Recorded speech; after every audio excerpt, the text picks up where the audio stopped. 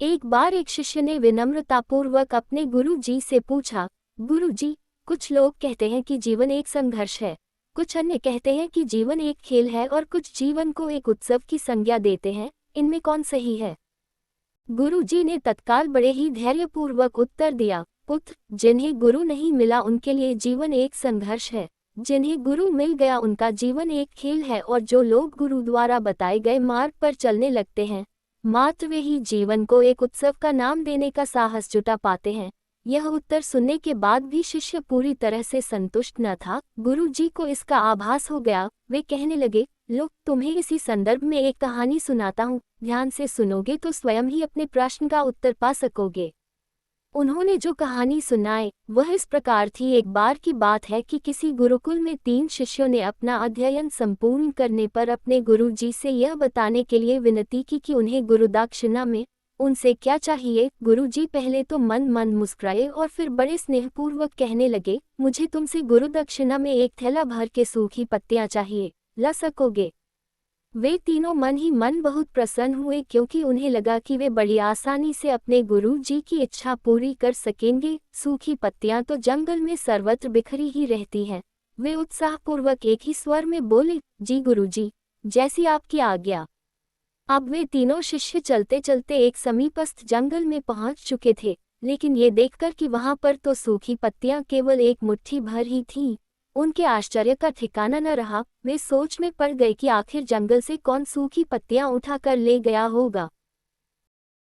इतने में ही उन्हें दूर से आता हुआ कोई किसान दिखाई दिया। वे उसके पास पहुंचकर उससे विनम्रतापूर्वक याचना करने लगे कि वह उन्हें केवल एक थैला भर सूखी पत्तियां दे दे। अब उस किसान ने उनसे क्षमा याचना करते हुए उन्हें ये बताया कि वह उनकी मदद नहीं कर सकता, क्योंकि उसने सूखी पत्तियों का ईंधन के रूप में पहले ही उपयोग कर लिया था।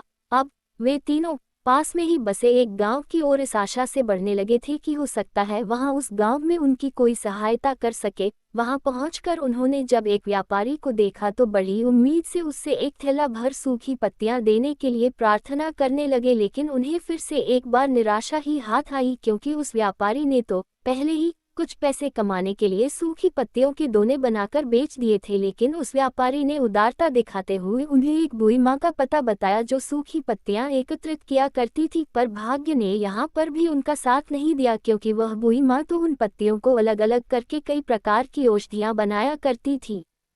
अब निराश होकर वे तीनों खाली हाथ ही गुरुकुल लौट गए। गुरु जी ने उन्हें देखते ही स्नेहपूर्वक पूछा, पुत्रों, ले आइए गुरुदक्षिणा। तीनों ने सर झुका लिया। गुरुजी द्वारा दोबारा पूछे जाने पर उनमें से एक शिष्य कहने लगा, गुरुदेव, हम आपकी इच्छा पूरी नहीं कर पाए। हमने सोचा था कि सूखी पत्तियां तो जंगल में सर्वत्र बिखरी ही रहती होंगी, लेकिन बड़े ही आश्चर्य की बात है कि लोग उनका भी कितनी तरह से उपयोग करते हैं। गुरुजी फिर पहले ही की तरह मुस्कुराते हुए प्रेमपूर्वक बोले, निराश क्यों होते हो? प्रसन्न हो जाओ, और यही ज्ञान की सूखी पत्तियां भी व्यर्थ नहीं हुआ करती, बल्कि उनके भी अनेक उपयोग हुआ करते हैं। मुझे गुरुदक्षिणा के रूप में दे दो। तीनों शिष्य गुरु जी को प्रणाम करके खुशी खुशी अपने अपने घर की ओर चले गए। वह शिष्य जो गुरु जी की कहानी एकाग्रचित होकर सुन रहा था, अचानक बड़े उत्साह से बोला, गुरु जी, अब मुझे अच्छी तरह से ज्ञात हो गया है कि आप क्या कहना चाहते हैं। आपका संकेत वस्तुतः इसी ओर है, न कि जब सर्वत्र सुलभ सूखी पत्तियां भी निरर्थक या बेकार नहीं होती हैं, तो फिर हम कैसे किसी भी वस्तु या व्यक्ति को छोटा और महत्वहीन मानकर उसका तिरस्कार कर सकते हैं।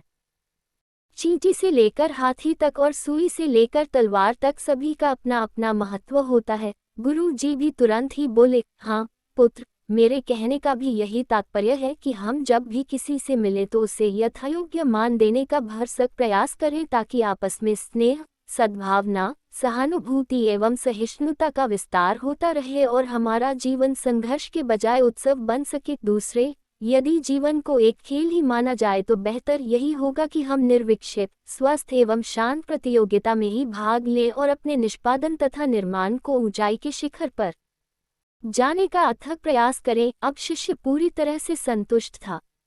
अंततः मैं यही कहना चाहती हूँ कि यदि हम मन, वचन और कर्म इन तीनों ही स्तरों पर इस कहानी का मूल्यांकन करें तो भी यह कहानी खरी ही उतरेगी। सबके प्रति पूर्वाग्रह से मुक्त मन वाला व्यक्ति अपने वचनों से कभी भी किसी को आहत करने का दुस्साहस नहीं करता और उसकी यही ऊर्जा उसके पुरुषार्थ के मार्ग की समस्त बाधाओं को हर लेती है। वस्तुतः हमारे जीवन का सबसे बड़ा उत्सव पुरुषार्थ ही होता है, ऐसा विद्वानों का मत है।